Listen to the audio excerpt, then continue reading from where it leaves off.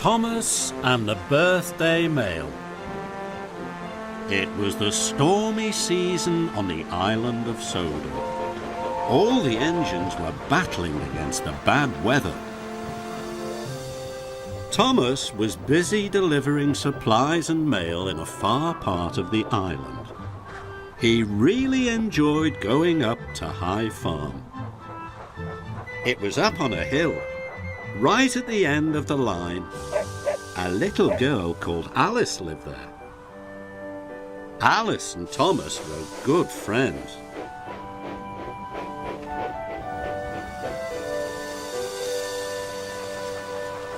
One day, Thomas was on his way to High Farm when Rosie stopped beside him.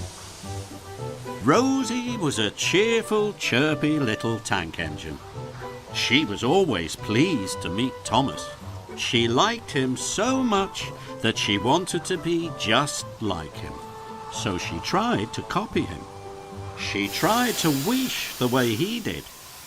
She even tried to whistle like Thomas. It made Thomas cross. "Hello, Thomas," puffed Rosie brightly. "What are you doing?" "It's Alice's birthday," chuffed Thomas. "I want to get all her presents up to High Farm in good time."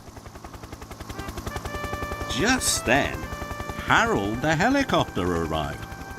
"Another storm warning, I'm afraid," he shouted. "High winds on the way and heavy rain." Harold warned Thomas not to go up to High Farm. "Heavy rain can cause landslides on that hilly route," he said. And Harold flew away. Thomas didn't want to let Alice down. "High winds don't bother me," he puffed. "Or me," chuffed Rosie. "I'll come as your back engine." But Thomas didn't want Rosie to come. "No, thank you, Rosie," he huffed firmly. "I'll manage on my own." And he chuffed quickly away.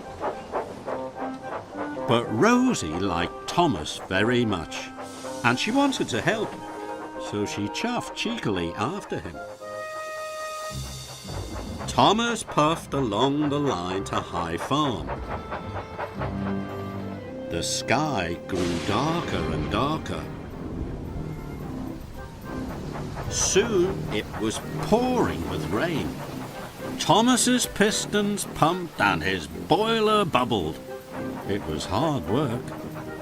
"Rosie can't follow me now," he thought. "She isn't strong enough."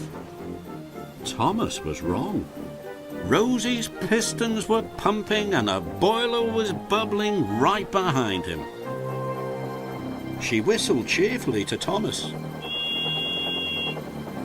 Thomas was very annoyed.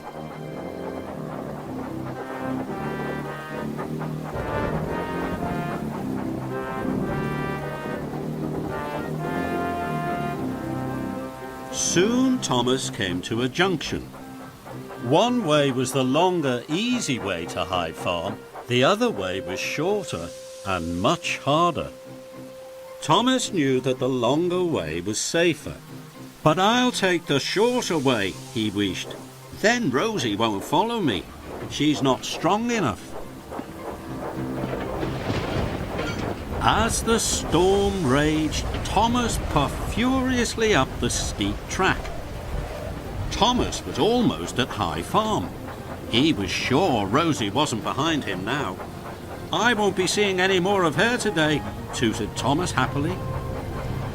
Then there was trouble. Earth and stones tumbled down the bank and blocked Thomas's track. "Cinders and ashes!" cried Thomas. But he still wanted to deliver Alice's presents. "I'll just have to bash my way through," thought Thomas. And he pushed forward into the landslide. Thomas was up to his buffers in mud and stones. He tried to push on, but he couldn't. He tried to back out, but he couldn't. Thomas was stuck. Thomas felt silly. and very sad. "I should have listened to Harold," he wished unhappily. "Now Alice won't get her presents on time. I've let her down," he thought sadly. Then he heard the toot of another engine. It was Rosie, puffing proudly up the hill behind him. "It's me," tooted Rosie cheerfully. Then she saw Thomas was stuck. Thomas felt very silly. "I'll go and get help," chuffed Rosie. "Wait a minute," whistled Thomas. "Please, will you deliver Alice's presents for me?" Rosie was very happy. "Of course I will," she puffed. Rosie was soon coupled up to Thomas's trucks. Then she steamed off to High Farm. Thomas waited for Rosie to come back. He was happy she had followed him after all. Soon Rosie came puffing back down the line. "Alice's mother has telephoned for help," Rosie told Thomas. "Edward is on his way to pull you out." Then Thomas noticed that Rosie had a passenger on board. It was Alice. She had come to thank Thomas for getting her birthday presents to her. "I couldn't have done it without Rosie's help," Thomas puffed. "Now we can all celebrate your birthday together." Thomas tooted happily. And so did Rosie.